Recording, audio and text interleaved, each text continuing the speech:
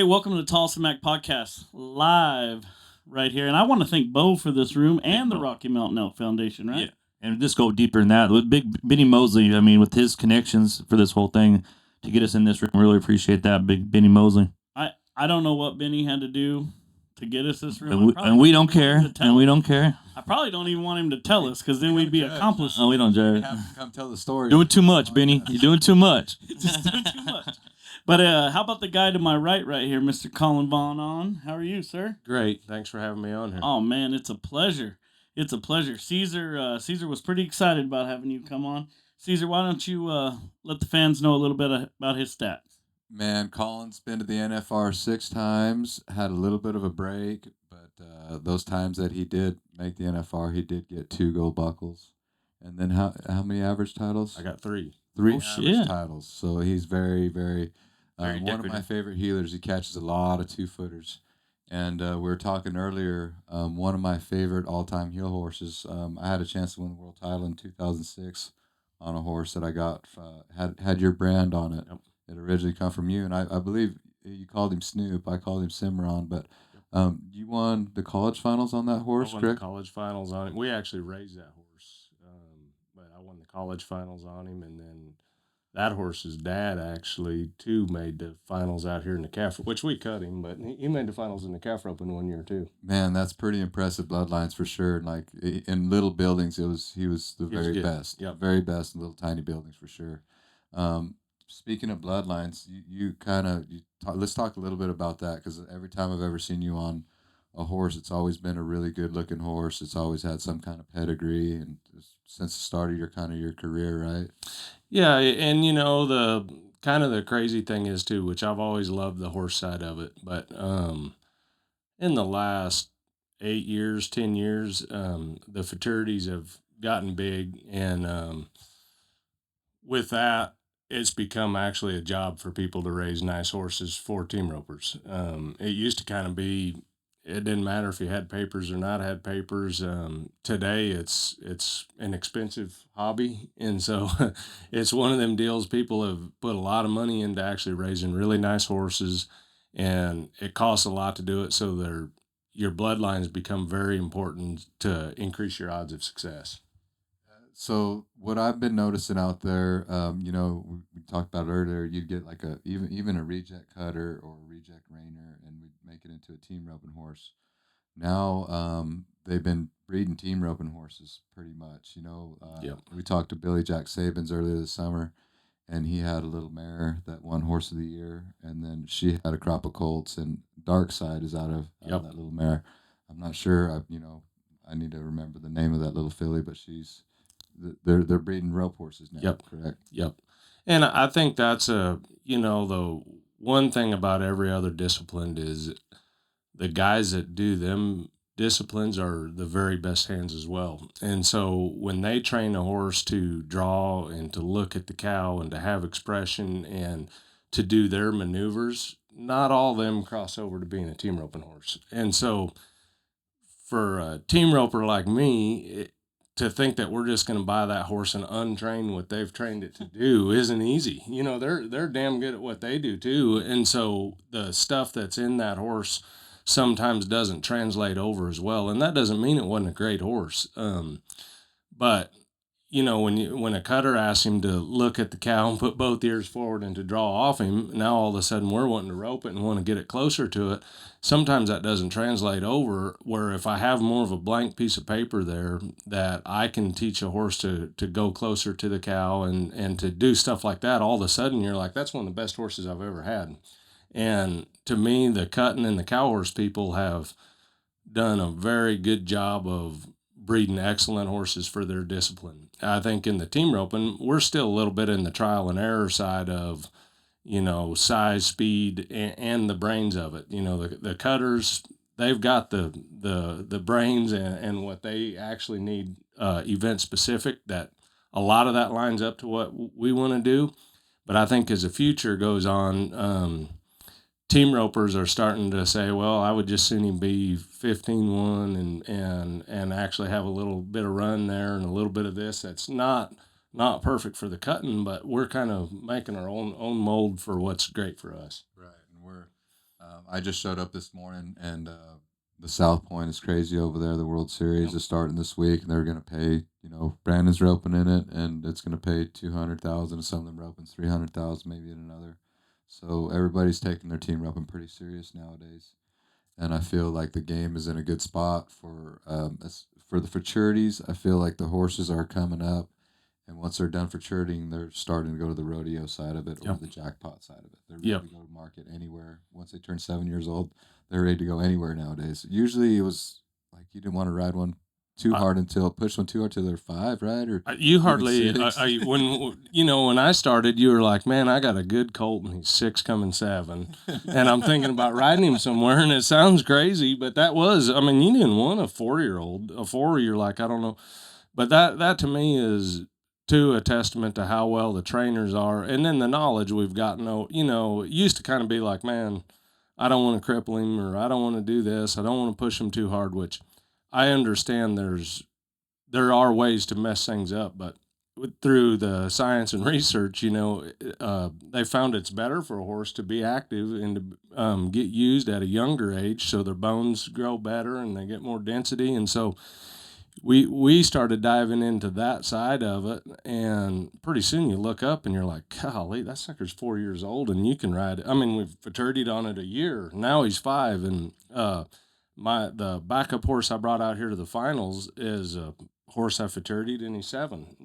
And he's been ready to go. It's not like I'm thinking, oh my goodness, if I get on him, he's in trouble. He's been everywhere. They've seen it all. You know, when they're 4 years old. I'm sure you had a 4-year-old this year entered up in them deals. It's like when you get them going at that age, and you can compete on them, and then the 5-year-old year, it's like it's one of them years you can really build off that year, and then when they turn 6, it's almost like they're almost finished. They're finished. You can take them anywhere. It's like they it's a really cool deal. And like you said, you got a 7-year-old ready to go. If you need be, you can ride him at the national finals road at the highest level of the game. So that's what I think the futurities have been awesome for. It's a higher stress environment than a practice pen, but it's still not the same as rodeoing.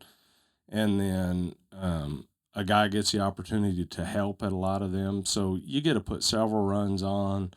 They're there usually the weekend, and they're tied up and put in a stall and trailered and all the stuff the little things that don't really matter. But then at the end of the day, when you talk about actually having a finished product, it all adds up to being what makes a good horse. You ever had a young horse, paw the side of your trailer? I mean, you'll understand what we're talking about. It's very important to kind of get them going and let them see the side.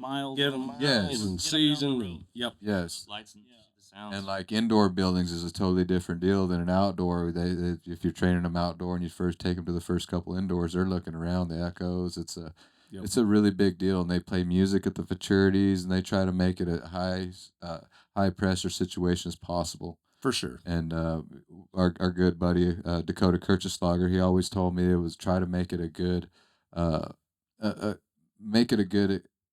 experience for him over there. Try not to make it if they happen to make a mistake, try not to, just let them know it's okay. You can make a mistake. We need to figure it out next time for sure. But he always told me that. Just make sure it's always a good experience for the horse. And I think that's what, as this deal's gotten bigger, guys have gotten handier. It's turned into a true art form of training horses and training horses for your discipline, because it's pretty important what you touched on there, right? All these guys, they train horses for certain discipline, and for years you guys were getting those horses and then trying to change their mind. Sure.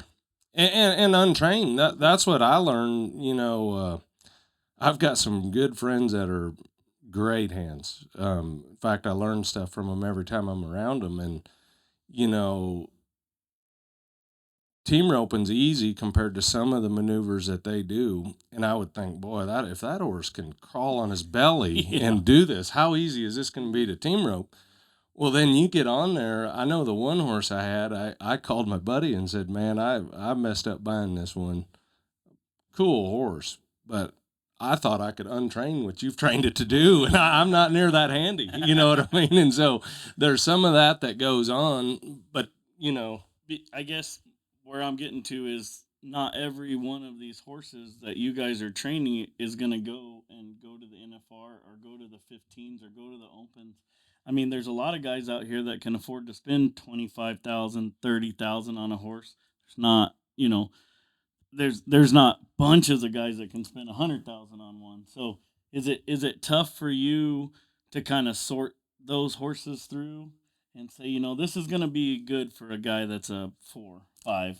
See, and my mindset has always been, this is what keeps me grounded, is I kind of start every horse the exact same, which is not easy to do. If you go buy what's supposed to be your best colt and say you give 50,000 for a 3-year-old, you're like, boy, I would love for this one to be great. And then you might go to a sale barn somewhere and buy another one for 15,000, and it's pretty tough to treat them both the exact same.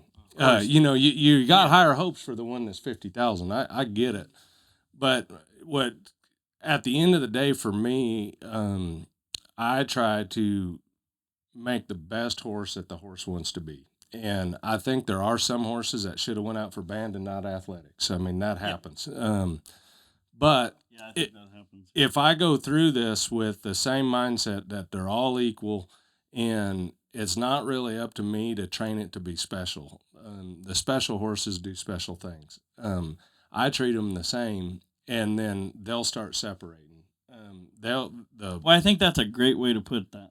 Yeah, they separate themselves and put themselves into their own category, and it's up to me as a trainer to listen to what they don't understand, and that's where like the saying of like let everybody needs to go slow. That's like a misinterpreted deal.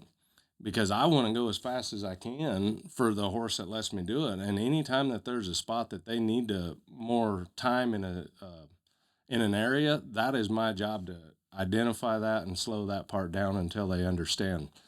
Most of it's staying out of your way and treating them the same. And then the best ones start separating. Well, if say the one that I give $15,000 for, if he turns out to be the best horse in my barn, that's doesn't matter. What happens. Yeah. That's great. The one that's 50,000, if there's something about that he don't understand or he isn't grasping or that isn't going to work, he's going to naturally put himself into a different category. But both horses, to me, if I've done a good job, they will be a very nice product. And so no different than the guy that's going to go roping the 8-point.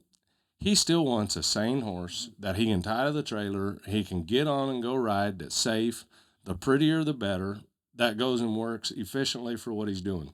I want the exact same thing. Right. I might need more speed and more special things because it's a higher level, but we're actually training the exact same thing, and then it's up to the athlete to decide where we end up. Yeah, that's a great way to put it. Train them the same, and the special ones will become special. Yep, that's what and it's worked well for me. I just think when I started, I'm like, these are all blank pieces of paper, and then every time I get done, I think they're a true reflection of what I've done, and so each time you get done to me, it's like you get done and you're like, boy, there's areas I messed up there. I don't think I've ever done it perfect yet. There's always something that you messed up a little, but through that whole process, every horse has taught me something. And that's what I think. The more of them you ride, the more of them you do, the more you learn. As long as you're open to learning, they'll teach you. There's horses I've gotten done. I thought, boy, how can this one not get what I'm doing? And he cost 50,000. He cost 50,000, and I cannot get this through to this son of a gun. Well, you get done with it, and then all of a sudden that horse taught you either patience or something. You know what I mean? It taught you something, and it makes the next horse better. Right. How many do you kind of have in training all the time? Man, for like the futurity stuff, I try to keep 6 to 10 of them. And for me, I'm kind of a one-man band deal, and so I try to have 3s, 4s, 5s, and then naturally as each one gets older, they go up a deal, and I'll sell them anytime in there. most of the time the horses that I keep are the ones that nobody else bought. And so it's not like Because they're real special. yeah, well, and the crazy thing is like the horse I brought out here for a backup horse, I had like that was my little rack of four 4-year-olds at the time. Mm-hmm. That was the one nobody picked. The other ones they picked, and so like at that time, as they were 5-year-olds, I had my phone would ring and they'd say, "Hey, what do you got?" And I'd say, "Well, I got these 4. They all cost the same. Come pick." Well, that's what I think is important for me is you naturally will always have a favorite or you'll have one that fits you better. But as you go through that group of them, I personally don't want to ride one I don't like either. And so if I don't like them, man, I would just soon somebody else probably will. It's not that it's even a bad horse, but if it don't really fit me, I'd just soon somebody else do it. The ones that I keep at my house, it's not really a fire sale deal. I mean, I plan on keeping them for years. Well, as time goes on and it's time to sell them when people call, I'm like, there's 3 of them, pick. And then I don't mind keeping whichever ones they don't. Yeah, whatever ones they don't take, you don't mind keeping. Yep. You said your backup horse is 7. How old's your main one? He's 13. Let's talk about that one a little bit because I've kind of been watching your career, pretty much your whole career. We kind of started about the same time. So that one, you spent a lot of time with that one, and man, he's probably been one of them ones we were talking about a little bit. He's got a lot of run. He's got a big stop. He's fast footed, and I'm sure getting him going was quite the task. That was one of the more challenging horses I've had. He's so challenging. Cool now, He though. was Man, he's challenging. dialed in. See, I think you're professional on the podcast, man. Like you're ready for big interviews because you're Honesty. super That's an political. honesty. He's been media very trained. Challenging. He's been media trained. That one was challenging. Please like and subscribe for any more. Me and that horse have spent a lot of time together. But you just told us that's how you make a good one. You do. That one we spent extra time. It was a deal. That was a very talented horse. And I would have sold him several times had it been. As a matter of fact, I would have. He runs hard. Like, In 10 days. He's very hard to ride, but I think if you get him in the right spot, he's fairly easy at the same Yes. And he was a hot-blooded horse, and but there had to be some connection there because you're telling you got 6 or 10 horses, you're training all the time. I mean, this is what you do for a living. I think that's kind of hard sometimes for the listeners to understand because a lot of us, we work a job and then get our horse out and go rope on the weekends. But for this, I mean, this is your guys' job. Yes. That's what you do. So this horse had to have something that stuck out, 100. There was stuff that horse can do that is unbelievable. There was stuff that horse has done that you don't train them to do; they just do, and they have a crazy way about doing it. I mean, he is a freakish athlete, but with that comes more responsibility. Attitude. Yeah, and there's on the flip side of that, there's something beautiful about a horse that isn't that athletic, but tries really hard to be in the right spot. Sometimes that's an easier horse because they stay out of your way. They only do what they need to complete the task. And when you rodeo for 11-2, there's something beautiful about that. That's like, man, it stays out of my way. It lets me win. There's stuff that's really nice about that. As you ride that horse longer, there'll be times you go to bed, you're like, I wish he was this. I wish he was a little faster or a little this. You always wish for something. That horse had the complete package. There was a lot of days I'm like, if you would just not try, would be beautiful. You know what I mean? If you would just 10%, just man. 10%, is all I need, man. And so there was some of that went on with him. And about, like I said earlier, to a fault, I rode that horse too much. Like I loped him a lot, rode him a lot. There was a lot of long days for that horse that looking back didn't need to be, but that was we both went through a learning curve together. And once things started clicking and I started understanding how to speak his language Yeah, that's probably part of it, right? yeah, you got to kind of get in there and understand how to, what they savvy well. And that was that horse taught me as much about riding horses as any of them. And then it was like when we finally started coming out the other side where things started looking up, I was like, he's been a great horse for me. What? Why don't you kind of explain to the listeners a little bit what you're meaning by you're saying the horse is getting in your way? Because like I said, a lot of these guys, they're pulling their horse out on the weekends and going to rope, and I watch them at the roping, and I'm like, man, I don't know what $5,000 more would have got you, but you would have probably been winning a lot more. Sure. You know what I mean? Yep. Just because you can see them just fighting them all the way down the arena. Yep. So if you could explain somebody, in your position, that this is what you do, you train them, you've seen them, you've been at the top of the game for a long, long time, kind of give them a little insight on what that means. So to me, when a horse works perfect, there's a part in there that they're locked onto the cow as they're running to it. And you can feel every step that they're running hard, but each step is to jockey themselves into position. And for me, when I get to the event, I want to rope. I don't want to think about my horse or what, it's a part of the process that I need to be setting myself up to take a good shot. Mm-hmm. But it's not like I'm going down the arena and telling myself, boy, I'm going to hold him 10 foot wide with 8 pounds of pressure on his mouth, and then I'm going to be perfect. I want that horse, to me, if I've trained it, it should understand. My favorite saying is, I want it to listen to me perfectly up until I tell it to do wrong. Then he can take over. You know what I mean? And so when you start roping, and our mind's more on roping, there's a part in there when you're locked onto the steer and you can see it, that horse does whatever it calls for to give you a good shot. And sometimes that's moving out of the way so you can see better. Sometimes it's pushing up and around the turn so you're in a better spot. Mm-hmm. But they start feeling like that's a part of a horse that I think they turn into winners. And then the guy turns into a winner. Well, you'll see a guy when they get a fit, mm-hmm. And usually it's not hard to see. You'll watch a guy that you're like, oh, he roped okay. All of a sudden he bought this horse. It might be the ugliest horse. It might be whatever. Pretty soon he's winning. And that horse is doing something special. And usually in that time, you're like, I don't know what he's doing different, but he's winning. Yeah. Well, that horse is making it easy for him to do his job. We talked about that a little bit with Nick Sartain. We had him on here, and he was saying that, like headers down in the, lower number ropings and stuff, if they can get on the right head horse, they can go make some money. Yep. And they can win lots of saddles and buckles and everything everybody wants to put all over Facebook, And make it fun for the healer behind them, you know what I mean? That's not always that fun back there. Oh, yeah. Yeah, I mean, that's another thing. Sometimes these guys forget that it's a team sport.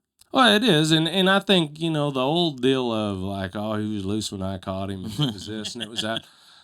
I mean, the best way I've taken that in my lifetime is catching the feet is my responsibility, and I'm all for taking every ounce of the blame. My shoulders are big enough. If I miss, that's on me. Mm-hmm. But also, too, the header's job is to catch it, and so to catch a horn. So we can sit there and say, if the header says, boy, I'd like you to haze it this way, it ain't necessarily my job either. Mm-hmm. So we can talk about that if you want. But what makes a team great, and if you want to talk about guys that win more than they lose in the grand big scale of things, it's when they might want to steer push left. They will go get him if he's not. I mean, I get that. But when you get a healer that says, hey, I'll try to step him over there, and then your header's saying, hey, when you do that, I'm going to try to help you too. Yeah. Well, you get into them. Now all of a sudden we are on a team, and we're doing things for each other. That guy's better than somebody that's on their own. 100%. No way. And so the better that a header does, it's not a – you'll watch a header go through there, and it's like I remember Clay trying – I mean, this guy was winning everything, and then you'd be like, okay, good luck at the Pro-Am. And he'd whip your butt there, too. and so you're like, it isn't just that he heads great. I mean, he's doing something to make guys that don't even rope for 11 catch. And so he's letting it come back to him. You dang right. And so that's where I'm like, man, there's something special about that. Well, I think that's, if you have the right horses and the right attitude, today, it's a good time to be a roper, man. There's a lot of money in this industry. There's a whole lot of money to be won at these. I mean, what's that paying over there, Brandon? I don't even 200, know. 260. I don't know. What Jason win over there? He won. He split 340. In what roping was that? Number 12. In the 12. You know Jason Williams? Yeah, that's my We step won't in. hold that against you. that's awesome. Just kidding. We love Which you. that's unbelievable, and especially that's what I think. Like, not only is that a huge day, but then you get me a guy that's already making 150 or 200,000 a year, and then he goes over there and dings them. I mean, that's a free year of work. You know what I mean? That's a whole year. That is. And in one day, Mm-hmm. and so that's special to me, and it don't look like it's slowing down. No. I mean, the more that goes, the bigger more it gets. Man. What did Shad say? We had Shad on here the other day, and he said, as long as Yellowstone's on, we're all right. Yellowstone. I mean, the whole thing, like, it was when me and Caesar first started. It was not this way. I mean, it was. There wasn't any junior NFRs and stuff like that. None of that stuff when we were kids. My first living quarters, I cut a hole out where the spare tire went, and I put a window unit air conditioner in there. There you go.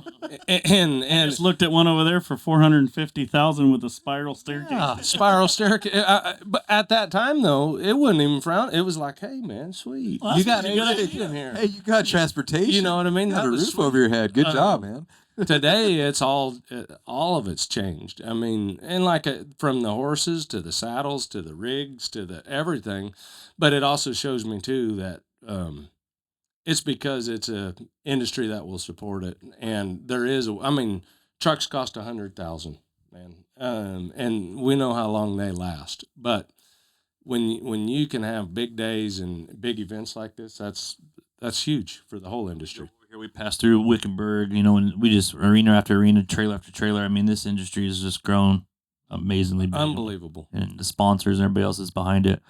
Well, let's take a little break here. We'll get something to drink, and we'll be back with Kollin VonAhn. All right, hey, welcome back to the second half of the Tolleson Mack podcast here live from Vegas with Mr. Kollin VonAhn. We in the break always, that's when we get all the good stories. Yeah. But we promise you guys that we turn off the cameras. But I would like you to touch a little bit on the UFC fighter that you were talking about, because I think that's pretty cool story that she clicked that in her own mind.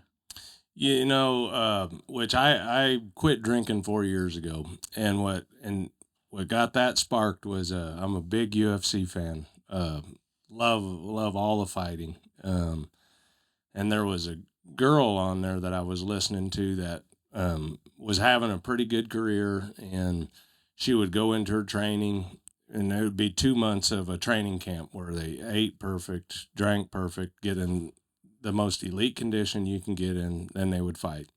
When the fight was over, it would spiral the other way as hard as it could, where you... Well, I mean, why wouldn't it? Why wouldn't I you? mean, you're locked in 100%.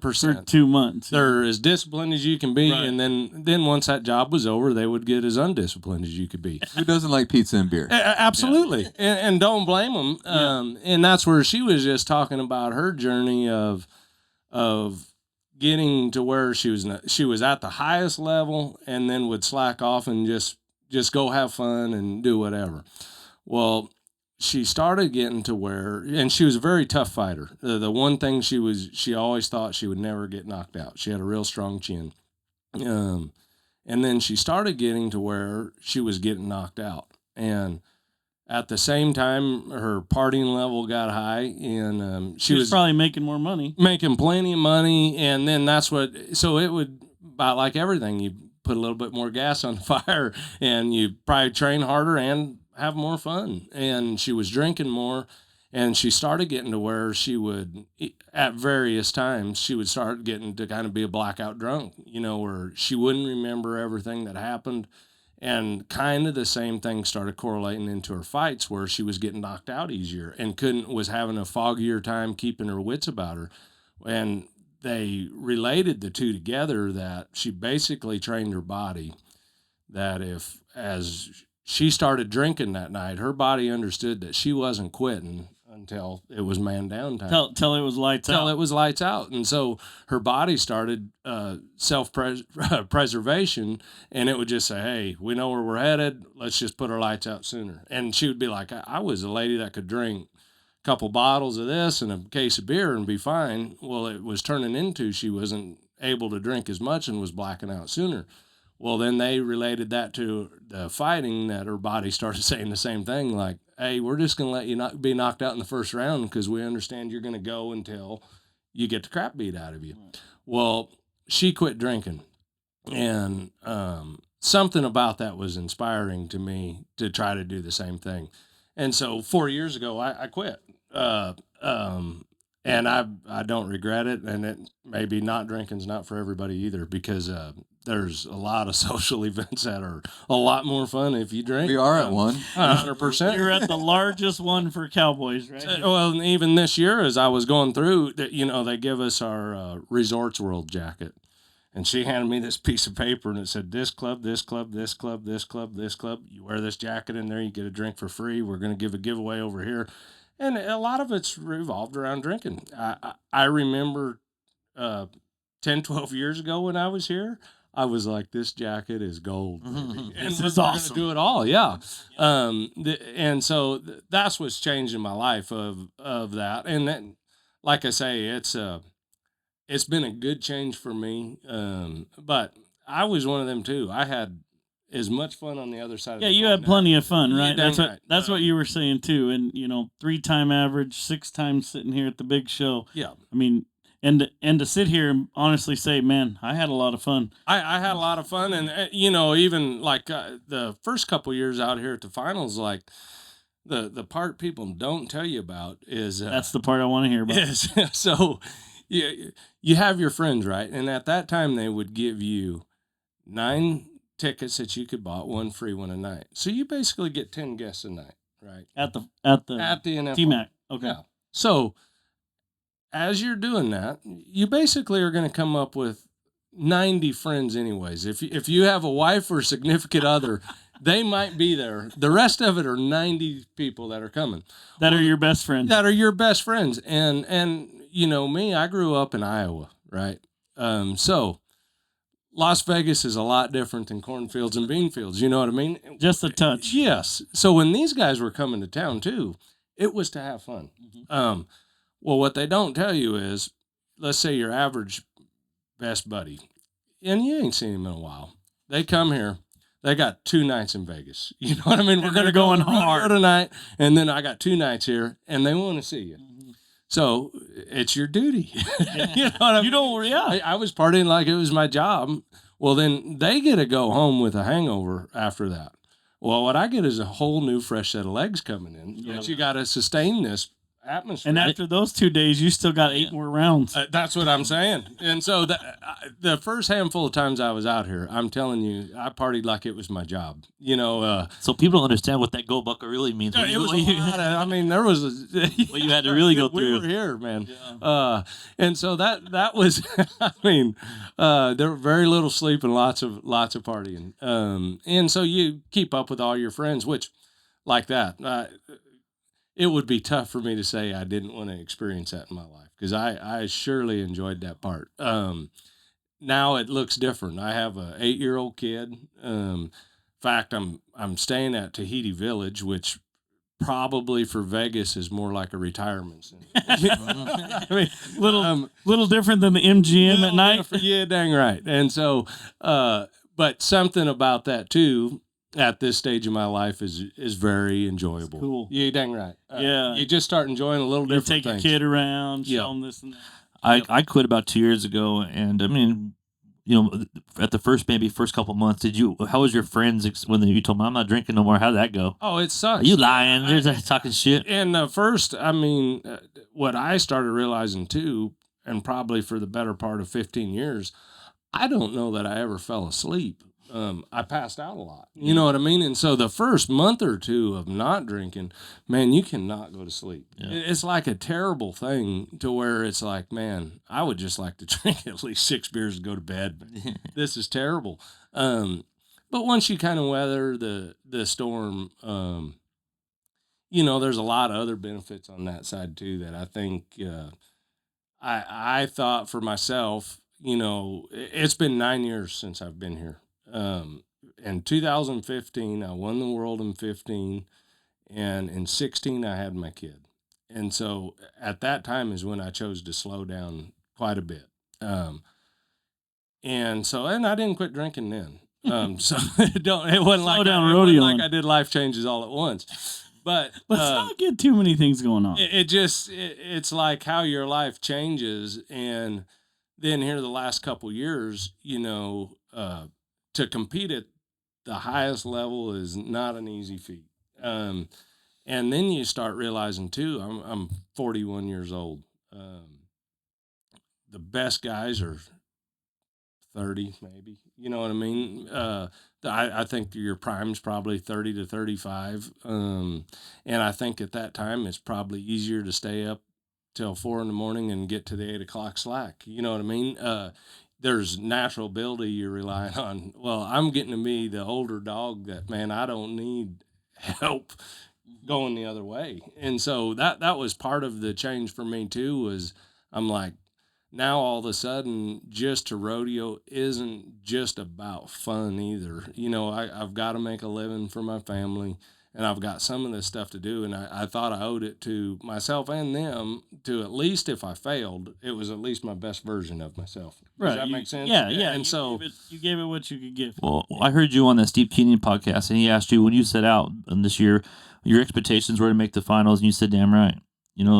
That's of course you got to, but there's a lot that has to happen to to get to this position today where you're at. So it ain't easy. I mean, that's what I don't care if you're the best guy. Today it's Squeeze and Levi come in here winning it. They probably had what they consider a good year. I mean, to come in winning this thing is not easy. The other thing, if you could even sit down and talk to them, there was times of the year that were a struggle, regardless. Yeah. And so there's no such thing as like an easy way through this. There's going to be struggles. I think when it's your better years, it's like, oh, our horses stayed sound, and I got two that I really like, and them stories start sounding familiar. But there's always like, oh man, we run a wheel off over here and got turned out over there, and then I missed, and we got on a flight and I missed over there, and boy, I was ready to quit, and then boy, we turned around.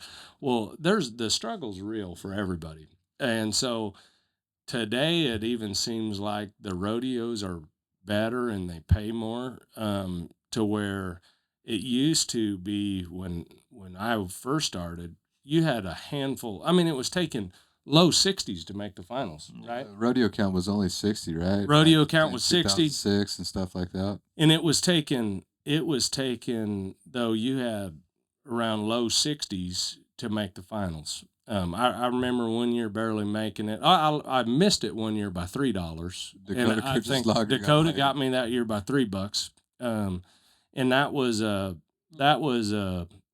low 60 kind of year. But when you start doing that, to me, Denver's paid the same thing for 20 years. And that's not it's been the exact same. Well, a lot of these other rodeos, your middle of the road rodeos now all of a sudden are paying $5,000 and $6,000, and that was a heck of a rodeo. San Juan Capistrano, which they did not have it the last 2 years, was considered one of the greatest one-headers ever, and it paid $6,500. Top 30 in the world got to go. Top 30, and it paid $6,500.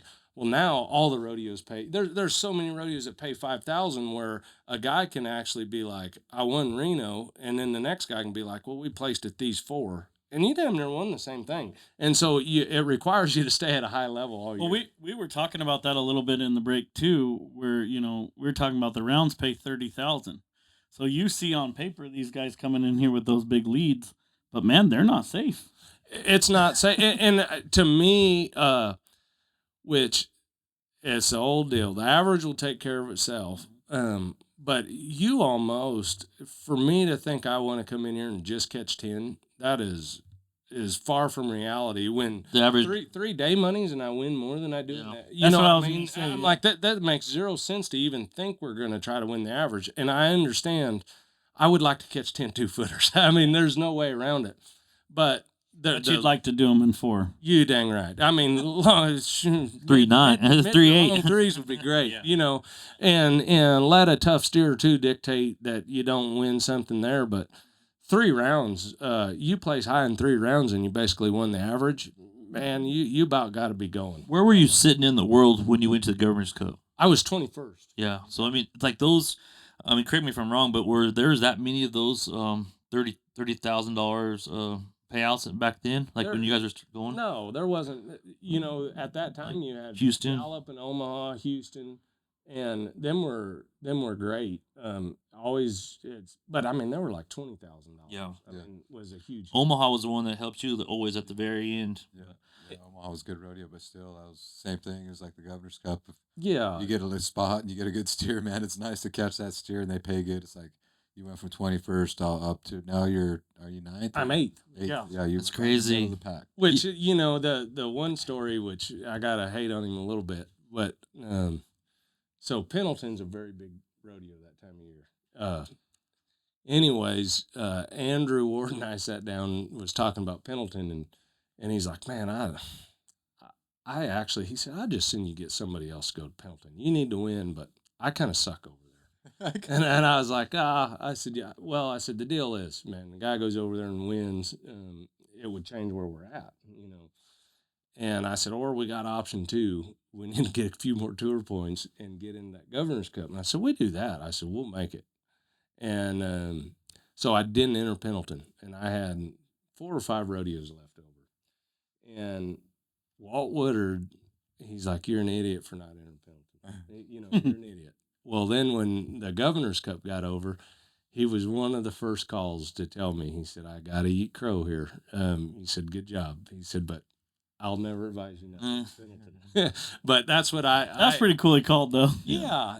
But I kind of think, too, as you get older, the one thing that's beautiful about it is had the Governor's Cup not gone right and I don't make the finals, my life really don't change. You know what I mean? No. And so that's where everybody's like, oh, it's a big deal. And it was. I mean, them wins are more fun, too, because it's like that's what you practice for. And when the script gets laid out just right, them are fun wins. But I mean, I think it's probably got to be pretty cool, right? You were saying that when you had your kid, you had qualified, but now your kid's 8. Yeah. He gets to come back and enjoy seeing boy or girl. Girl. Yep. Gets to see her dad at the finals and gets to go to the autograph signings, and you tell her, oh, I was on a podcast, or I mean, she's 8 years old. She gets to soak it up a little bit. Soak it all up. Well, a little bit of that was part of this decision too. Got to show her. I think that at the end of the day, the only thing I learned about kids was it does not matter what you tell them. You have to be the right example. Mm-hmm. And so if you're like, hey, you shouldn't cuss, and you cuss all the time, which is something I do, right?